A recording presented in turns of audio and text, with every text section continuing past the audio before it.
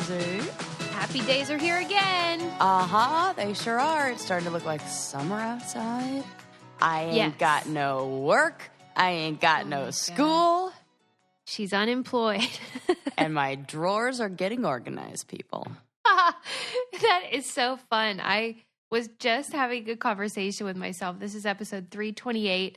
And I was thinking of like, what do I enjoy doing? And one of the things is organizing my house. Oh, it's like the best. And now Does that count as a hobby though? Can it be? Well, come on. It brings me joy. It could be. I think, why not? I think more than anything, it does that thing that we were talking about a couple episodes ago, or maybe it was last episode, about how it puts your brain on like autopilot so that you could do other thinking. Good point. So really good for us. Yes, I agree. Because I do it in silence. I don't have music on or anything. Same. Mm-hmm. Yeah, it's fun. And so maybe soothing. there's something about, you know, like organizing a drawer. You don't have to think too much. You know, it's like pretty basic. Put the shapes together. Sort them by, you know, whatever the, I don't know, subject matter, whatever you do. Do you think that people that, you know how some people are just kind of naturally sloppy? Do you think yes, that... I do. Do you think that they're usually just laid back and they're not bothered by stuff? Or do you think it's a reflection of their inner mind? Ooh.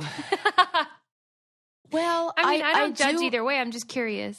Do you see people who are highly, like, I would like to know what the organizational just habits of people who are in, you know, the highest earning or like, you know, have the best jobs and are like the smartest out there. Well, I know for sure that academics are often very disorganized. Yeah, that's true. And then I think of all those like agents, like those old school New York agents who like who have that like teeny tiny office. You open it up and it's just like stacks of paper to the ceiling. It's like Joey Tribbiani's agent. Yes, exactly. That is what I think. Right. I don't know how successful Joey Tribbiani's agent was. True. But the scholars, they're very productive. They're super bright, but they prefer kind of chaos a bit. Yeah, but I then... don't get it. Okay. But that's very, you know, it's very specific. You're in your limited world where you know, maybe a lot of times our academics aren't finding like huge financial success. Maybe in order to... That's for sure. You know, I'm sorry to break it to all the academics out there.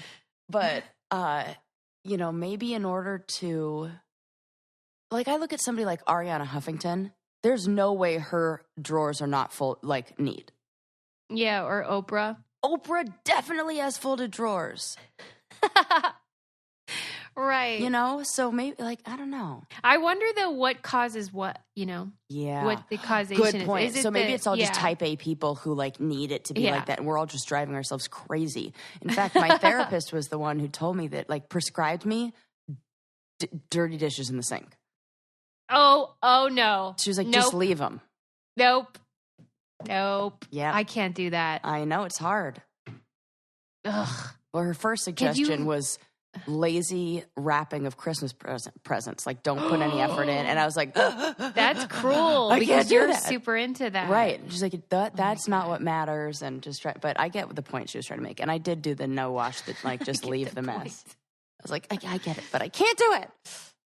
So. Oh my God. We should take a poll. Have Dahlia take a poll on Twitter about like tidiness versus, I don't know, there's orderliness versus mess and what people prefer. And then, but some people, like you and I, enjoy cleaning up. I really do. The mess. And I go crazy if it's not clean. We're like Monica Geller. There's so much Friends referencing. Oh my gosh, so many. So much. Anyway, how are you? Oh, I'm doing well, Suze. I do have an update. I've been thinking a lot about she's a genius, like we're genius and she. Oh, yes. Remember how we talked about that? Yes. So we said, yes, the theory was that people tend to not use the word genius for women. Yes. Okay. Correct. And what's your thought? I've been listening to people say that word in reference to women. Like when that's talk great. But don't get too excited, Suze. Oh. This is what they say. That's a genius idea. Yep. Good without exception. observation. Without exception, that's what I've heard. Oh my gosh, that's a genius idea. Not she's a genius. You're a genius. I heard like 3 or 4 people, enough to where I started taking notes in my phone and texting myself when I heard this. 3 times. Sarah, that's and then interesting. one that I didn't write down. I hope people pay attention in their own lives and see if that is consistent with what they find. And then I found myself doing it. I said, no. oh my God, that is a genius. What was it about? Oh, I don't know. But I do have a genius idea that I want to share. Oh, okay, yeah. Yeah, so maybe this is what I was thinking of too when I was, there is a school, I mean, it's super simple, so I can't believe nobody thought about this before. There is a school where they're taking the leftover food from cafeteria lunches and boxing them up as like almost like those HelloFresh or like whatever, those prepackaged ready-made meals to go and sending them home with kids on the weekends. That's brilliant. Brilliant. And I love that they're doing several things that are good. They're preventing waste. Yes. And they're helping people not starve to death. Yeah, isn't that a great idea? Love it. I was yep. like, I love stuff like that. That is so smart. It's the Elkhart School District of Indiana, and they just salvage their wasted foods and package them up to take home on the weekends. It seems like a frickin' no-brainer. I love that. See, you're into good news lately. I sure am. There's just so much out there. We have to read that to counter all the bullshit out there. Well, you're reminding me to remind our listeners that HelloFresh is awesome. And if you guys haven't tried it yet, you should try it because it's really easy. It makes home-cooked meals doable because they package, as Sarah said, they send you a box of food with dry ice and everything's fresh. And there's a recipe. You can make the meal with your family. It's so easy and convenient. You don't have to go to the store. You can choose between classic veggie and family plans for your meals.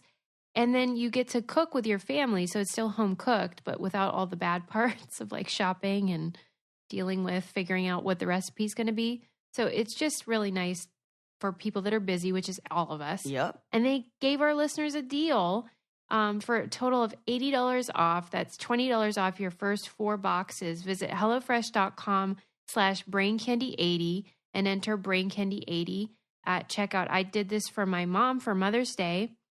And she's so excited and is using them. And it's like, she thinks she's like queen now. And again, that's $80 off. That's $20 off your first 4 boxes by visiting HelloFresh.com/BrainCandy80 and entering our code BrainCandy80. I didn't even know that was our sponsor. I know. When that you was brought like it up, a I'm crazy like, segue that I like, how did I even know that? I just worked out legit great. wanted to talk about a genius idea. I'm so glad you did. But I mean, it is a genius idea, and as is, HelloFresh in general. Yeah, but there you go. I love that. They're helping people. Yes. Do you remember when I had texted you something and I said, remind me to talk about this. And then you said, what was my thing? I am going to look in our text message chain because that is exactly what reminded me about the genius thing, because I wrote to you back and I was like, yeah, you have to remind me to talk about the genius thing. But here's the problem with us. I found it. Okay, I was like, we have so many text messages that I can't find it. I wanted to do an update about the Battleaxe Oh, theory. yes. Tell me. So Sarah had said that she would hear her husband using the term Battleaxe to describe women in business who are like hard asses. Yeah. And you pointed out to him that he doesn't use that for men. And I don't really ever hear that word, so I couldn't say whether I agree with your theory or not. And then the other day we were driving and we saw this old lady, this like rough and tumble lady driving. And Adam was like, look at that Battleaxe. See? And I said, oh my God, okay. Break that down for me. Have you ever used that word about a man? Is that gender neutral or is it typically applied to women? He said, oh, it's always women. He agrees with you. There you go. What the actual heck is that about? Where did that come from? that's the thing. I think we need to explore the origin in order to know why it is attributed to women. Because I wouldn't have expected that. There's got to be a historical reference. Or like some it must sort of come from something. literary reference or something like that, right? Right, but like, how did you pick up on that? That's so brilliant. You're a genius. Oh, thank you, Susie. But seriously, though, how did you pick up on that? Because I just kept on hearing him say it, and it sounded like one of those where, I don't know, I'm just really aware of gendered language in his world because there are so few females. Yeah. And I think in my world where it is so, female dominant, my industry, that I don't hear those words. So I'm like, I pick up on it. And I can always tell when he's talking to a female or a male on the phone. Ugh. Yeah. I'm like, man, I wish that weren't a thing, but it is a thing. And everybody is like that. Yeah, and not just for him. No, it's everybody. Yeah, I can always tell when the person on the other end, I'm like, man, we cannot help ourselves. And I still don't know what to start a GD email with besides I'm just writing to ... I know. I can't figure out how to write an email. Well, I remember when we first explored this idea of women using the word just too much when they say, oh, I'm just writing you, or I just need some help with this, to make their request seem smaller or whatever. Yeah. I had said, why do we always act like the male method, which is to just sort of spit it out, is the right one? Is superior. Yeah, good point. Maybe we should do it like that. Maybe they should be using just. Thank you. Yeah. Okay.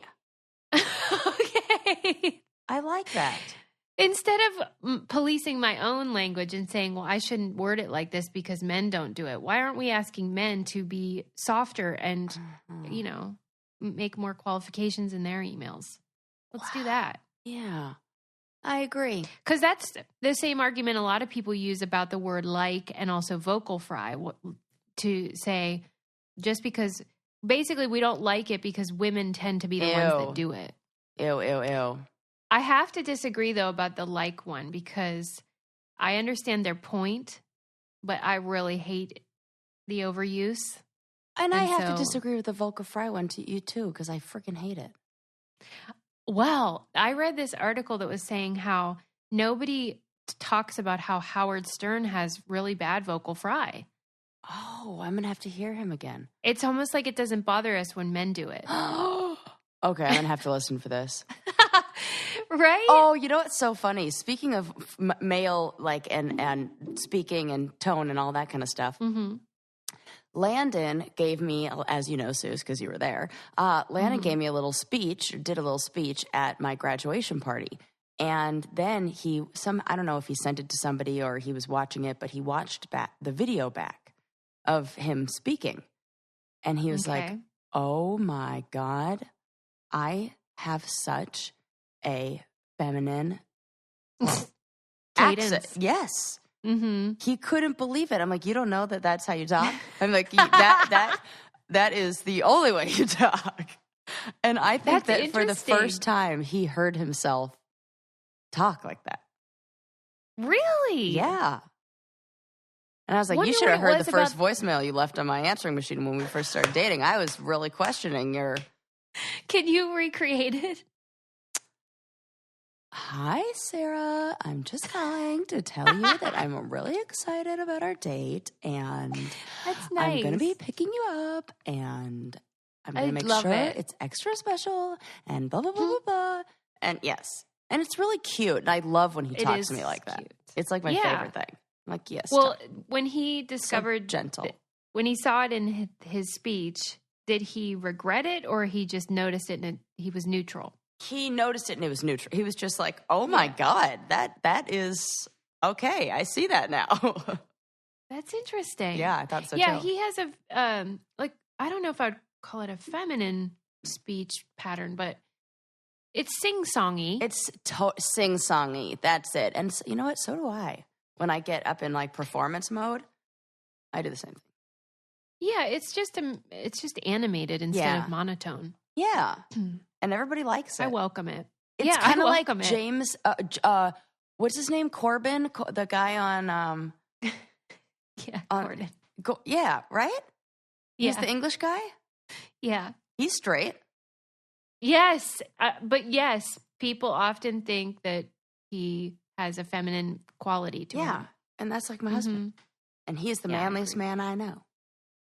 He's all man. He's all man. I love you, honey. Just in case he's listening. Right. I'm about to head out on an 18-day road trip with this guy. I got to keep him in good graces. Stay on good keep terms. myself in good graces, yeah. Well, or stay on whatever that phrase is. If he is listening, he will be happy to know that you just got a special product called Omax O-Shot. Yeah. Hello. Oh, yeah. Suze, I tried it. Tell me wow. everything. It is lovely. Tell me about the experience. Well, I tried it. Well, first of all, I had to do it like by myself first, like just try it because I wanted to make sure, you know. It's like when they tell you to put like a product on a small part of your clothing to test it. Totally. It's just like that. So I had to try it out. And it's like subtle. It's not intense and overwhelming. It's like, it just like lights you up a bit. Just so you guys know, it's an O-Shot CBD arousal oil, and we found out that this is supposedly going to give you stimulation and circulation to your lady parts, but not that crazy, hot and cold, overload sensory experience. And you're confirming to me that is what you experienced. Yes. Exactly that. Because I don't want that. And that's what Landon said. Landon was like, because I was telling him about it. And he's like, I don't want anything that's going to be like burning. So I tried it first and I was like, oh no, this is lovely.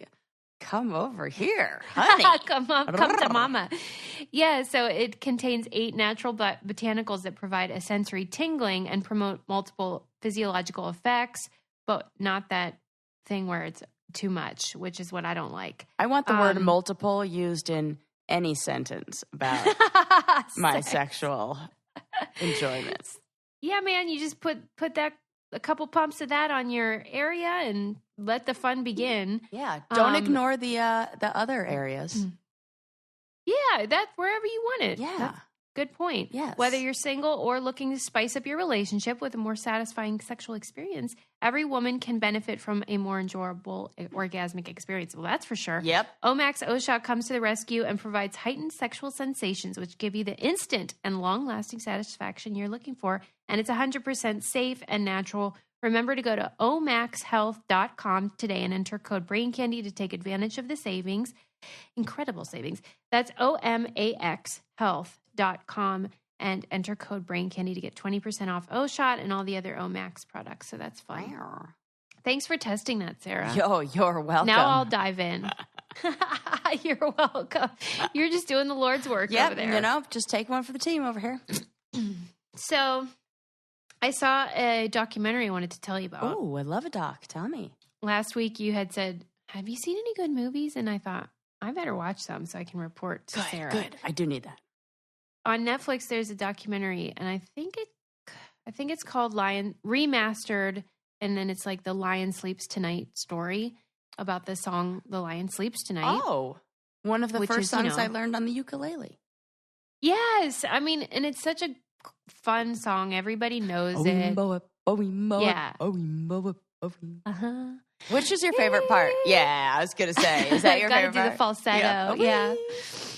Oh. But I had no idea that there was even a story to be told. And that's why we love documentaries so much, is because the storytelling is incredible. And basically, the song originated in Africa. A singer there recorded it. It was improvisational, but they have the recording of it. And they had done a bunch of them, and then with the Weemaway, but they called it Umdube, I believe is how they pronounced it, Umdube instead of Weemaway. And then at the end, the last take, he was like just trying something different, and he added that part we all know. And it's really fun to hear. But then basically, just like every other story in the world. Oh, no. White people. I knew it. You were going to say that. Oh, freaking white people. Swooped in and decided to create a similar song. And that's how Weem Away came to be. And then eventually Lion Sleeps Tonight by the Tokens. And then after that, it's of a course, white person who sings that song? Like yes. Oh, God. I did not know that. Uh-huh. Yeah. And then after that, of course, Disney used it in Lion King. So that's when it really blew up. And it's in the musical as well. And so they're telling the story of the person that really wrote it and his family and how they did not profit from this multi-million-dollar hit. And then what goes into that and all the lawsuits and who deserves the money. It's such an interesting story. And that stuff just... Yeah. makes me mad. Yeah. They eventually did win a lawsuit, but it was remember how a few weeks ago we talked about when the Kenyan marathoners win all that money? Yeah. And there's no context or frame of reference or education about how long it will last and budgeting and stuff because it's just not what they were used to financially. Yeah. And it was kind of like that where they got their windfall, but then they think it's going to last forever. And then it doesn't. So. Yeah. Oh, and then just to even have to shell out all that money to begin with to have a lawsuit. Well, yeah, and even just the psychological and emotional toil that you go through whenever you are in. Like, if you're some lady in Africa and you're suing freaking Disney. Oh, come on. Right. Good luck. So it was difficult for them. Man, well, I'm glad they ended up winning. That's interesting. There's a documentary on Netflix right now that I haven't watched yet, but it keeps coming up in like my recommendations about a jazz musician that they say sold his soul to the devil. Have you heard this? No, I don't think I did. So he's like a young guy who had a lot of, mental health problems, played the guitar, but not very well, and then disappears for like 2 years, maybe even less time. Maybe it was like 8 months, and then comes back. And he's insanely good. And then like his whole life starts to fall apart and the people around him start like all this bad stuff happens, but it's all they like this, like the story is where did he go in that however long he was gone? And like, did he really sell his soul to the devil? What? So I'm gonna have to watch that. Oh my God. Yeah, really? It looked like I was surprised I thought this was the one you were going to talk to me about. Because it totally looks like something you'd be into. And I am. Yeah. And it just seems so mysterious. Like and, it looks so good. Yeah, it's like a mystery. Yeah. But also includes that's also why I like Lion Sleeps Tonight one is because I love when they go into like musical theory and how a song is created and melody. And do you remember when there was that lawsuit where I think it was other members of Creedence Clearwater Revival suing John Fogerty, saying he plagiarized himself. What? Can you do because, that? they're trying to say I hope you song can't sounded because too there much are a lot of papers that I have definitely copied my own works. It's like it's not plagiarizing when it's my own words from another paper, right? Well, there are people who say that that's unethical and that you should, even if it's yourself, you should cite where you said it before or something. Yeah.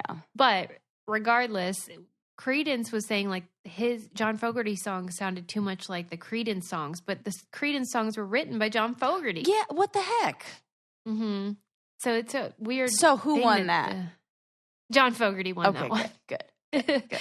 Man, bad blood with the Creedence Clearwater Revival people. What did you say? Like bad blood there. Right. I'm trying to think of, why they would. Maybe it was, I don't know. They don't like each other, huh?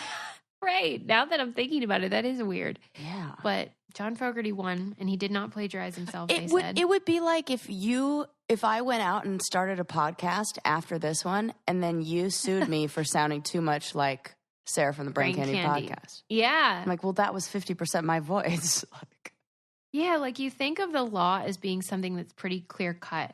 But when it comes to who owns an idea, intellectual property, musical, what makes a song a song? Is it 3 bars in a row that sound the same as this other song? Or is it the essence? Or you know what I mean? What is the rule on that? Do you know? Well, I think they take each one individually because, like, do you remember when the estate of Marvin Gaye sued Robin Thicke and Pharrell for using the Blurred music lines. from in Blurred Lines, and they had taken it from the Marvin Gaye song. Escapes me what the name. Got to Give It Up. Got to Give It Up. Yes, which is one of my favorite songs of all times. And then I was mad when Blurred Lines sound like it because I hate the message of Blurred Lines. Right. It's about non-consensual sex, people. Do you think that? Absolutely. Blurred Lines. Well, I mean, I agree. I'm just the whole song. It's like the whole thing is like, you want it, like basically like. What was their argument though? That it was just like it's just flirtation or something? I don't know, but whatever it is not a good argument. I hate it. I think it's so nope, not happy. No rape culture. No rape culture. Boo. You don't like that. Boo. But yay, Marvin Gaye. Yeah, and Marvin Gaye's estate won that one too. Because it was the same song. Yes, it totally is. But I think it can be the Blurred Lines truly are about what makes a song and what makes you a plagiarist or not. Like, complicated. Ed Sheeran's there's a song that he recently did that's got the same, I don't know if it's the beat, the melody, whatever you call it, you would know better than me, from No Scrubs by TLC. Yes. And he had to and then he gave the money to them. Yes. He had to add a credit. And I swear when I play it, I can hear No Scrubs, but Landon says he can't. And he thinks that that's dumb and that he can't even hear it at all. Well, I can hear it, but then it's one of those things. You know when the singer is like, oh yeah, good point. Yeah, exactly. But then I'm like, okay, I don't think it was not intentional. Care? I don't think so either. Yeah. There are a lot of songs that sound like, I'm like, Well, and that happens with comedy too, where you might not even realize you heard the joke before and that you're stealing. Because things get lodged in your brain and you might not know where they came from. Right. But you're accidentally stealing. Yeah. I'm sure I've done that. After we're done here, I want to reward you with a little sip of our new Fit Vine wine. Have you heard of this? No, but I'm in. Oh, you are going to love this. I almost am like, this is too good to be true. So, you know how like you drink wine and then you regret it? Oh, yeah, I'm familiar with that feeling. It's the week after my graduation and I'm celebrating with everybody that I hang out with. I'm really regretting it.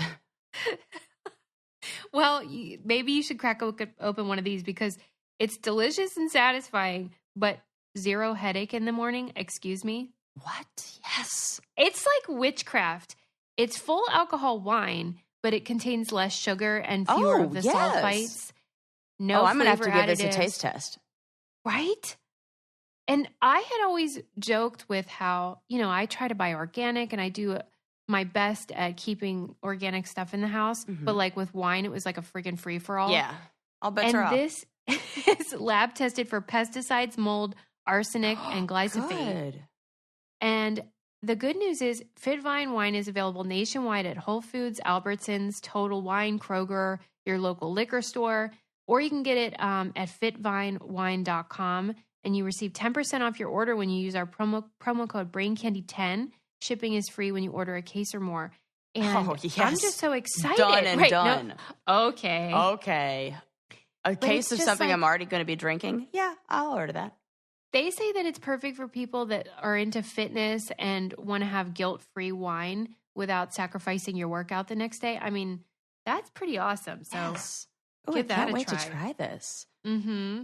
Cheers to that. Cheers. Okay, moving on. I wanted to make sure I told you about that documentary. And about the wine. What do you think about the Free Britney scandal? Oh, I don't know about this scandal. Well, have you seen the hashtag and stuff? No, I haven't. Free Britney? I've totally missed out on all of this. Well, remember when she had her breakdown, of Yes, course, I Britney do. Spears, and shaved her head and all that jazz. I always and then say her dad, that the older I get, the more and more I go, I get it. I get it. Me too. I get it, Britney. I've had that moment where I same. look and I'm like, I can just grab scissors right now, cut off all my hair. I'll just have it crazy. Then maybe somebody will listen. I know. Well, it's the same thing as how we clean our house to soothe ourselves. Like, it's cleaning. She was basically cleaning off her body. Yep. Oh, my God. Okay. Yep.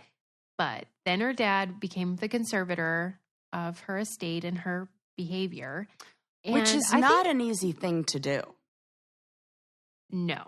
That's it is not. And big is evidence that there was a big problem. Yes. And the courts are not just inclined to, they really try to keep people autonomous. Yes. So you have to, you get it. Well, her situation, however, is unusual. And I was under the impression that everything was going well because she seems like something similar to her real self. You know, I mentioned recently that when I saw her carpool karaoke, she did seem melancholy, but I didn't take it as she needs help. I thought of it as, you know, she's been through a lot and she's getting older and all that. Yeah. But then this Free Britney thing came into my world, and I'm starting to think that something's really wrong there because she was taken into rehab in January and for what? Like exhaustion, mental health type stuff. Okay. And she now said to the judge that she was placed in there against her will, forced to take medicine, and she doesn't want her dad to be her conservator anymore. Oh, I believe that. Oh my God. Yeah. Oh my God. And she's the only person in America that has a conservator who is still able to earn a ridiculous amount of money. Like usually these people can't really earn money. Oh my God. She's this is the something. only one. She needs to get a conservator who doesn't have any financial, anything to be gained. She needs like a, somebody without an interest. Yes, like an advocate, like a Oh my God! And I know how fucked up parents can be like that. Like and I believe I'm with. I'm on the Britney's hashtag. side. Yeah, and I also heard that like when you tweet or write about it, sometimes her mom and brother will like when people talk about Free Britney because they want her to get out. Oh. Like the dad is the problem. Okay. This is a thing. Yes. Dude. And I think it's probably worse than whatever we think it is. Like, when she walked out of the courtroom barefoot, though. Right? And it scares me. Like, is she being medicated in a weird way? Okay. I got to look or up this not hashtag enough? right now. Sarah's on the case. I am on the case. Wow. I'm going to have to listen. Yeah. There are other podcasts about this. I'm going to have to listen to all this. And people go to the courtroom with signs, Free Britney and all this stuff. Yeah, listen to this tweet. Britney's allowed to stand in the middle of pyrotechnics, do aerial acrobatics without a net, and fly 60 feet in the air on cables, but running her own personal affairs is far too dangerous for someone of her capacity.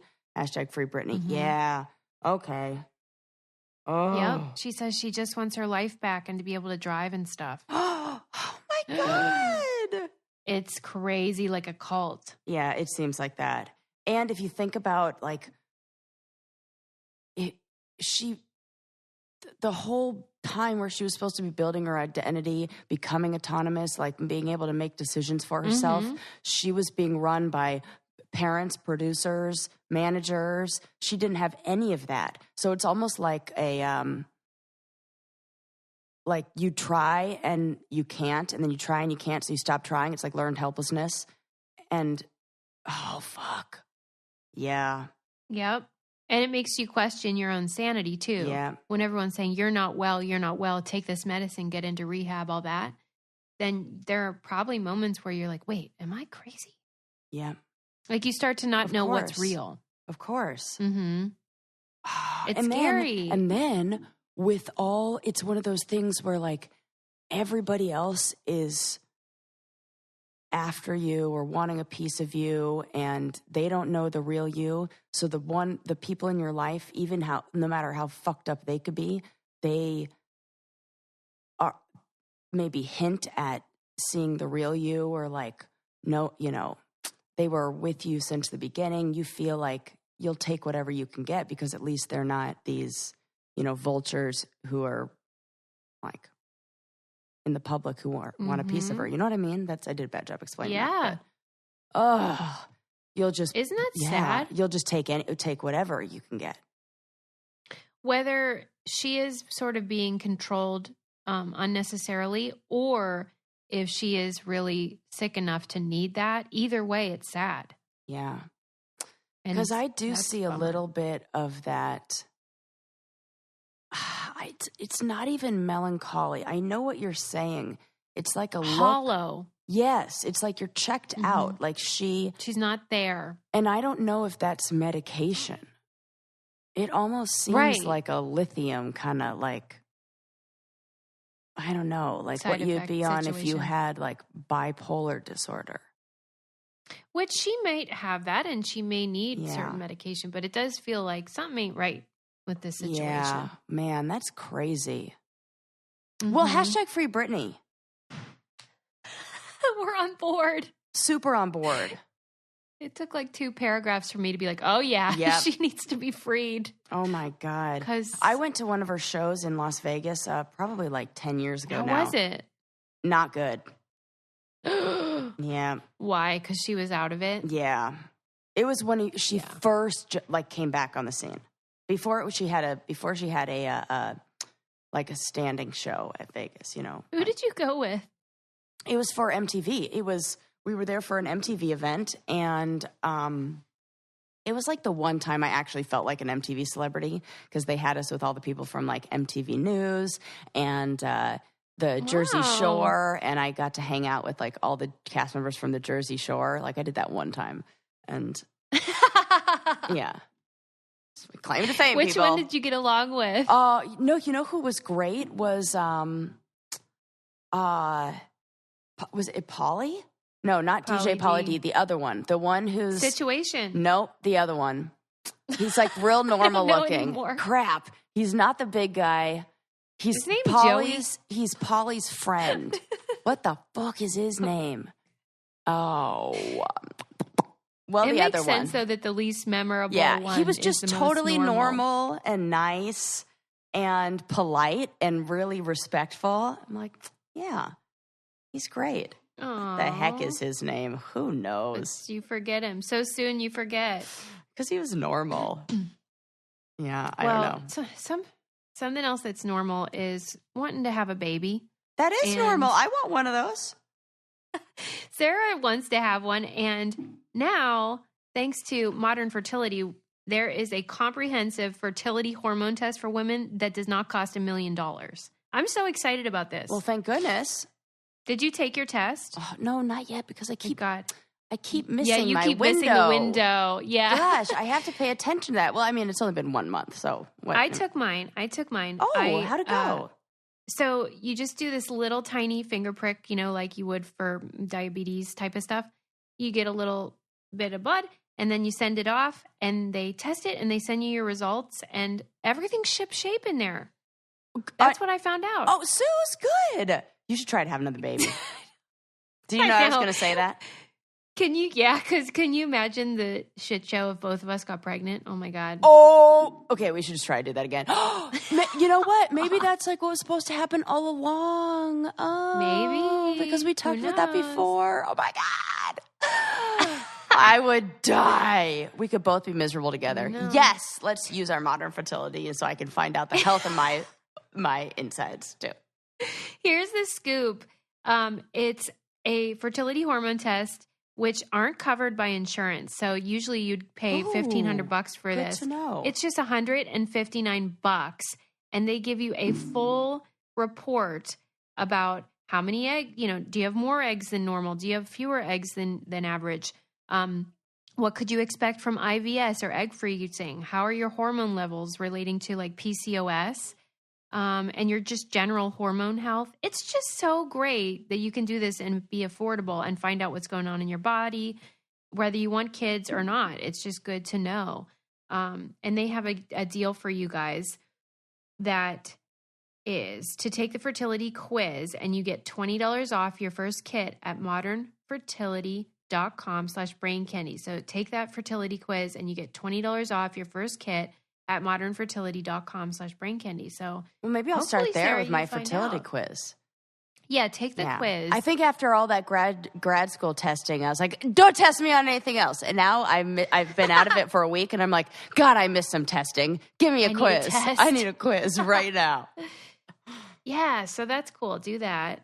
And maybe everyone will get pregnant and we'll be responsible for a brain candy baby boom. Baby boom. Oh my God, the smartest babies. We'll just come out with onesies like crazy. Okay, Sarah. Yes. We have a guest. Well, we have two actually, Ooh. a double whammy. And these are the kind of guests that when they come over, you don't have to clean your house for them. Right. This is the best kind of guest.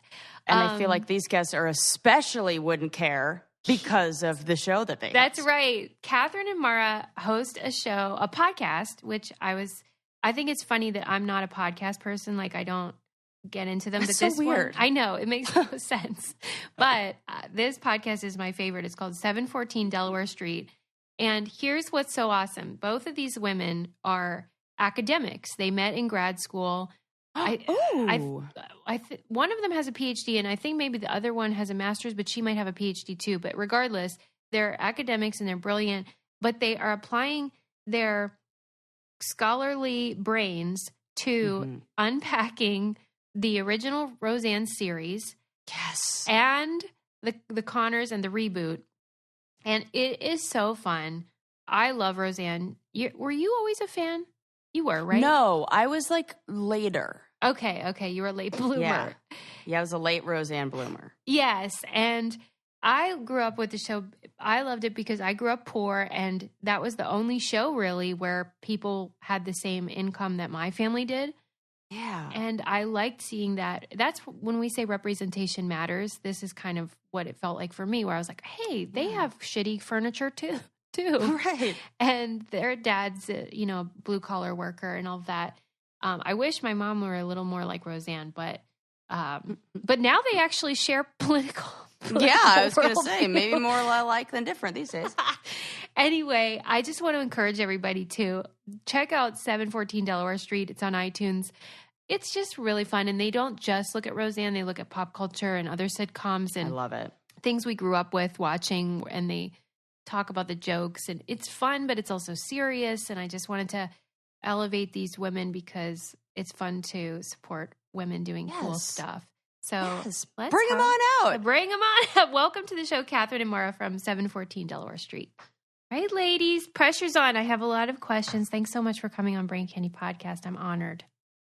Thanks for having us. Thank you for having us. So exciting. I am a huge fan of 714 Delaware Street Podcast, which is all about Roseanne. And I think it's so fun. And I'm dying to know, first of all, the genesis for the idea. How did you guys decide to do this project? Do you want to answer that, Mara? Sure, I can answer it. So, Catherine and I have known each other for a very long time now, I think over 10 years. And we met in graduate school. And I studied film studies and she studied literature, but we were in a lot of the same courses. And we ended up in a television studies course together. And of course, that led to us discussing Roseanne because we both love it. Of course. And so over like our whole time of knowing each other, we talked occasionally about Roseanne, but then we were at our friend's wedding, I guess it was a year ago, and we started talking about the reboot and how much we liked it and just like the different issues that were coming up at the time. And we were like, we should totally have a podcast. There may have been alcohol involved in this conversation. There was definitely alcohol involved. I was very drunk. I was very drunk. I think that's true for the beginning of all podcasts. It seems like it might be, yeah. Well, there's been kind of a history of us, ending up in a corner talking about television at parties anyway, because we both kind of have a love for the sitcom genre, which isn't necessarily that, I think, common amongst academics. Everybody wants to talk about dramas, The Wire, et cetera. And I'm like, have you seen The Middle? Right. So you bonded over this shared love of sitcoms and especially Roseanne. Yeah. And then you made this drunken deal to make a podcast, but then you actually went through with it. And what was your vision for, here's what we want the show to be, or the podcast to be? Catherine? Gosh, I don't even, You didn't have a I don't vision. even know if we have a vision yet. I mean, we're going on 30 episodes-ish, recorded, not necessarily posted. And still, I think we kind of play it by ear every time. Our first few, I want to say our first 2 or 3 episodes, we kind of just talked about the episodes up close. And we did a little too much of, and then this happens, and then she says this, and then, oh my God, and then she's wearing this shirt, which is still really fun, but we've kind of loosened up and just started talking about like concepts and characters, and just, I think the vision a little bit is to reconcile our love of this show and the fact that I almost feel like I grew up in that house. Yeah, me too. With, what's happened with, of course, the star and all of what she's about or has become about, and sort of reconcile the age-old question of, like, what do you do when the artist of art that you love is problematic? Yeah. Those kinds of things. So we do ask questions about that along the way because we're invested in being anti-racist, anti-homophobic, anti-transphobic, etc. But we also just love the show, so we end up giggling a lot. Well, it makes me giggle, and I'll be listening with my headphones on, and my husband will be in the room, and he's like, what are you listening to? But when you guys do go through the old episodes and redo the jokes, it makes me laugh all over again because they're so freaking funny. I know, there's so many great lines. It's like, it's hard for us to resist quoting them. I'm glad that you enjoy that and you're not like, okay, stop telling me. I love it. Show. Those are my favorite ones. Well, good. Yeah, well, we love doing it because of that stuff. And, discovering, because we're looking more closely at it, that, the writing, unsurprisingly, of the original series is done by some of the most prolific TV writers who have become some of the most successful TV writers and producers, showrunners, creators in TV history, right? So like Amy Sherman Palladino and Joss Whedon. Joss Whedon, thank you. Those guys. So, and Sid Youngers and all of that. It surprises me, though, when I think about the legendary sort of strife that existed on set at that time with the writers and Roseanne and producers. And it surprises me that they were able to make such a high quality product given the turmoil that they were apparently in at the time. Does that surprise you? Yeah, I think it definitely surprised me when I read about all of this. And one of the reasons we want to do the podcast, or one of the reasons we bonded over Roseanne, was that I actually wrote my master's thesis on Roseanne. Oh my God, I have to read it. People it's amazing, sometimes want to read it, but I don't know. I feel like it's a little boring. There's no way. I'd be so into it. Well, yeah, I can send it on over. But basically, I read all of this stuff about it. The whole concept of it, I won't go too far into it, but it talks a lot about just the struggle of Roseanne trying to achieve her vision in this really restricting genre, right? Like the family sitcom, and the conventions of it are so overbearing that and antiquated. And so, but I do think really Roseanne drove a lot of it. Although you can see in the early seasons that the point of view isn't as strong. And I think that's because of all the difficulties with head writers before the show was really successful and Roseanne was able to get her way more, Yeah. Yeah. And then by the end, it's just so clear that she's wielding her authority over the show in ways that are, in seasons 6 and 7, 5, 6, and 7 are amazing. But then it kind of goes it goes a little weird toward the end. Mara has an amazing theory about that you have to read in her thesis. Will you give me a preview? Because I'm dying to know. Sure. Well, yeah, my whole theory. So my thesis is largely about season 9, which is everyone's least favorite season of Roseanne. Yeah. It's totally off the wall because they win the lottery and then they have all these guest stars and Roseanne is like Rambo in one episode. I don't know. Yes. So basically my theory was, Roseanne went through all of these struggles with the network and even into the time when the show was really successful where they didn't want to let her tell the stories, of like working class people and like they didn't want her to tell it from a woman's perspective and they wanted her to tone down all these different things. And basically I thought season 9 was her saying, oh, okay, now I'll give you what you really wanted, which is this sitcom about like a very affluent family. And they go on all these trips and there's like all these event episodes, Has she alluded to that? No. I love it. My own interpretation. Because I always thought that it was the opposite, where she had removed all the dissenters, people that fought with her so much that she wasn't able to get critical feedback. And so then she didn't have anyone saying, this is ridiculous, don't do it. But your theory is far more interesting. Yeah, my theory is more trusting of Roseanne Barr as a person. I'm not sure that, we should trust her, but well, but yeah, I think one of the reasons that I thought that was because the show is it references television conventions constantly, and it's always referencing like old sitcoms and things, and so she's clearly obsessed with television and like television tropes, and there's a lot of those that come up in season 9. So okay, that's interesting. All right, I look forward to delving into that more when I get my copy of your thesis. But how do you feel about the reboot? People will want to know because obviously you're very nostalgic about the original show, and did it for you hold up in the reboot edition? Yeah, and one thing I wanted... Oh, sorry. Sorry, Mara.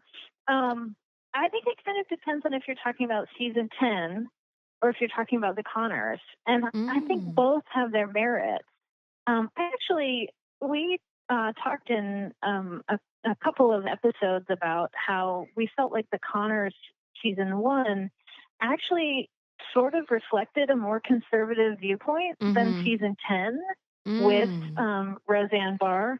And we didn't want to like delve into each individual episode of season 10 because there's something that affords her a little too much legitimacy doing that. And right now, I'm mad at her. Yeah. like really, really mad at her. So, but there's no denying she's a great actress, and the character is still really interesting. And as much as we hate it, there is some sense that, a shift to the right is a possibility for a character like Roseanne Connor. Yeah. And they did it kind of honestly, I think. And going back to the question about how we started the podcast, when we were talking about doing it, Roseanne hadn't, tweeted her racist comments yet, and like the whole fallout hadn't happened. So we were like talking about how much we actually really liked the reboot and we thought it was really interesting. And then the whole thing happened and we were like, oh man, can we still do it? But we thought that it would be a good idea to talk about, how Roseanne's actions affect our interpretation of the show, but how it's still worth talking about and how it's still like a good, it still has its merits, basically. Does the fallout recently with Roseanne affect how you process your enjoyment of those reruns from back in the day, or is it sort of separate? Well, sometimes. Yeah. Yeah, I think one of the things we wanted to do was have something of a critical eye. Obviously, we're really celebratory about a lot of the classic episodes, but to look for, and be truthful about things in the old series that may be pointing to this kind of like conservative bent or this that could be potentially problematic. Yeah. And did you discover anything? Some things. There's a sort of imperiousness to Dan sometimes. Yeah. And there's a real there's a vein of narcissism in Roseanne Connor that sometimes points to, just the unapologetic, like, non-reflective way that Roseanne Barr has dealt with, criticism about her shift to the right too. So sometimes yes, but sometimes it's just like, I feel like I'm watching my mom when I was a kid. The nostalgia is so rich. Yeah. Well, and like Catherine said, like the reboot, one of the things that I think we've discussed personally, not on the podcast, but that we liked about the original reboot was that it was kind of emotionally realistic, like for a lot of people who have maybe a parent who's become like a Trump supporter who used to be more like progressive, and it's really shocking. And how do you reconcile that with someone that you love and you thought you understood, Oh, believe me, my mom's here right now and I'm feeling it. I'm lucky she didn't bring her MAGA hat with her on this trip. No. But that's really hard for a lot of people to deal with, but you still love that person. And I do feel like that about Roseanne. Yeah. The thing, I have a ton of very conservative family members too. I'm from Colorado and a big chunk of my family are Mormon, and Mormons are generally really conservative. The support of Trump is weird to me because Mormons are so conservative in these specific ways. But like, it's a shock with Roseanne because I grew up with her as someone who was sort of like a lefty icon. She was like LGBTQ friendly, or so we thought. You have to leave the T out of that. Yeah. And that's something that we've come to realize. But she also had, some, I would call for the 90s anti-racist episodes. She was such a feminist. Yeah. And there was, I remember when she sang at the national anthem. Well, she sang the national anthem, not at it. But she, my conservative family were ready to tar and feather her for that, And so now there's this shift where, she's become the opposite of who I thought she was. Yeah. And so the loss there almost hurts more than knowing that my family members who are always conservative are Trump supporters, because of course they are. I'm not surprised by that. That's how that works, Yeah, but she seems to have changed, right? Yeah. Well, you know what you just made me think of is when she did the national anthem thing, and, obviously there was the backlash. Then she at some point came out and said, oh, that wasn't what I was doing. She had like an excuse for why it sounded like that and whatever. But then she kind of did the same thing with the tweet where she put out something that to most people seemed racist. And then now she's insistent that it wasn't meant that way and that she meant something completely different. Do you think this is just a pattern where she does the thing and then changes the story of why she did it, or what? Totally. Yeah. Yeah. I hate that. I think she's so prideful. There's so much now. Like before Trump was getting big, she was already a conspiracy theorist online, and she was, very often talking about, the global pedophilia ring and things like that, which, I mean, she talks about it a lot. That's real. I don't think there has to be a ring for there to be a global epidemic of people being awful and gross. Yeah. But maybe there is, and I'm naive or something, but there's like I forgot what I was saying actually. Well, you said before Trump, she was even getting into that, and we were trying to decide, like, does she do these things and then change the story of how it happened, or did she mean it that way all along? I don't know. Well, I think she has a history of telling different stories. Yeah. I mean, I think we spoke about this on the podcast, but she has two different autobiographies, and they tell completely different stories about her life, Yeah. And I idea is, well, she's finally ready to tell the truth in her second autobiography, but, it's not really clear which one is truthful and how truthful it is, and, that kind of thing. It's a very odd thing, but what she has created with Roseanne is really special, and I'm so glad you guys celebrate it and then apply the critical thinking and, the lens of, progressivism to all of the things that she's done before and now with the reboot. I was wondering, Laurie Metcalf is a national treasure. Can we just say that before we? Oh my God, she's the best. Amazing. She's amazing. Everything she does is the best, and I love her with all my heart. Do you guys have a particular episode that's always been like the one that you love the most, or does it change for you? Yeah, I mean, it kind of changes because there are heavier episodes that I really love, and then there are sort of funnier ones, that I'll always remember. But I do really like the very heavy Jackie episodes where, she's in the abusive relationship. And when Dan grabbed that jacket to go kick that guy's ass, I was real happy. Oh yeah. Because I wanted to have someone like Dan to kick someone's ass for me.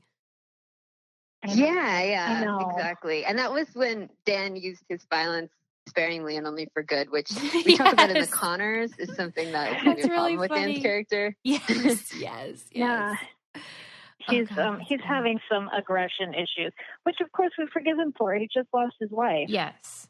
True. But yeah, like in the old days, Dan's size was something that everyone talked about and people were intimidated by, but he never really wielded the enormity of his body, except for that one instance where it's this is the exact reason to have a Dan, Yes. Yeah. Exactly. So yeah, I like those episodes. Sorry. No, that's okay. I love those episodes. As far as Jackie, I think the one where she sleeps with Arnie, why God, Jackie becomes a trucker. Funny. Oh my God. Yeah. It's just so good. And the one where they smoke pot. Yeah, which we're planning to talk about soon. Yeah. Yes, I can't wait. That's such a good one. Okay, now, moving on. What are your plans moving forward? Because you say you're finding your groove now. And as the show continues, because the Connors got renewed, right? I believe so. I think so too. They got picked up. So you're going to carry on and you're going to watch the Connors and unpack the episodes still? I think that's the plan. So. Mm-hmm. Yeah. I mean, I hope we weren't totally thrilled with the Connors, but it's interesting. I hate it. Yeah. There was a lot to critique. I felt, especially because it's new and everything's new to me and I don't hold it in the same kind of regard in my heart as the original series. I'm able to be more critical. I'm sure that people who are watching Roseanne for the first time ever, because it's available for streaming, and of course people are watching it because she's in the news and stuff, probably have ways to pick it apart that I don't. But with the Connors, it's so new and it's got big shoes to fill. Mm-hmm. I think they're doing a decent job. But there are some things that I haven't loved. So. Yeah. Would you be willing to have some of the cast on your show, do you think? Or do you prefer to keep it just a critical eye? I think we would have people on. We would. Yeah, I think you should ask we actually have a friend who knows Lacey Goranson, and he was like, you should have her on. And we were kind of scared. Really? She would probably do it, right? Probably. She probably would. Matt Schatz is the guy who wrote our intro music, and he's a playwright. Yeah, so he knows her through stage productions and things like that. Yeah, let's make this happen. I know. I think she's aware of it. Really? Yeah, I think we were hoping that we could get some listeners and some episodes under our belt, and then we might think about it, Right. Yeah. I got you. Well, I mean, Michael Fishman follows me on Twitter, so I can send a good word to him. Oh, perfect. If you want to have him on. But that's all I've got in the way of connections. I should tell you though, this bit of trivia, I used to host a podcast with Jake Pentland, who is Roseanne's son. And we would broadcast live. And one time we were on and I was talking about Catholicism and the Pope and stuff. And I'll be damned if Roseanne didn't call in. And she yelled and she said, Jake, quit talking and let the smart lady talk. And she meant me, you guys. She meant me. That's so awesome. But that's all I got. Otherwise, wow. I'm just living through you guys too. Well, Maybe she'll call your show. Susie. I know. I wish we had a way for people to call our show. Maybe we should start advertising that. You need a hotline. Sure I want to hear what we're supposed to say. We'll make it happen though. We'll start like a campaign to get people on if you want guests. But otherwise, I think I'm excited for people to just listen to your show and hear the way that you describe the episodes. You are so joyful about the things that you love, but you also point out the things that aren't the best and analyze how it's evolved over time. And I just think it's a brilliant thing that you're doing, and I hope people love it. Well, thank you so much. Is there else you want to add before we go?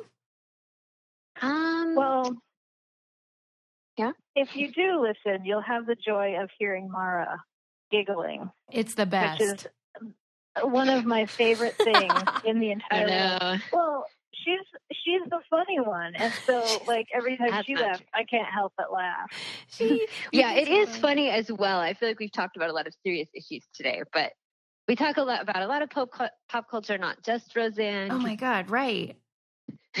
There's a lot of TV discussions, and Mara, I think isn't there like other sitcoms you're super into that you like always bring up? Oh yeah, probably. And I love that too because I love talk them. a lot about Who's the Boss. Yeah. Who's the boss? That's hilarious. So if that's the only reason you listen, I'll try and throw something out there for people who are into Who's the Boss. I just think it's great when really smart women can talk about things that everyone puts in the category of pop culture and is therefore unworthy of, higher art criticism.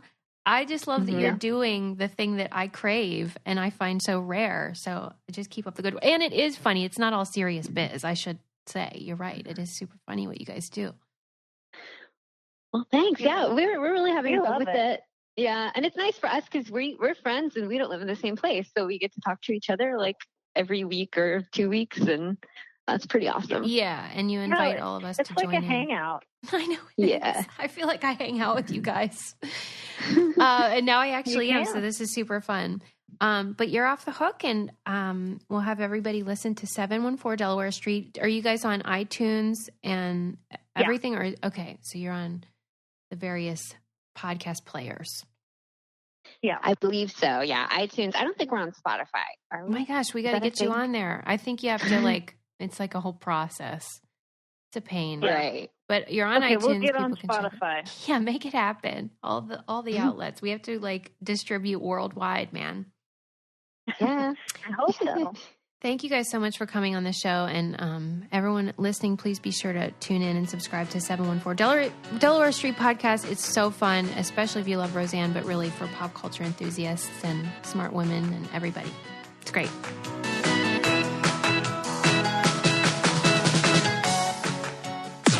This podcast is brought to you by Wave Podcast Network.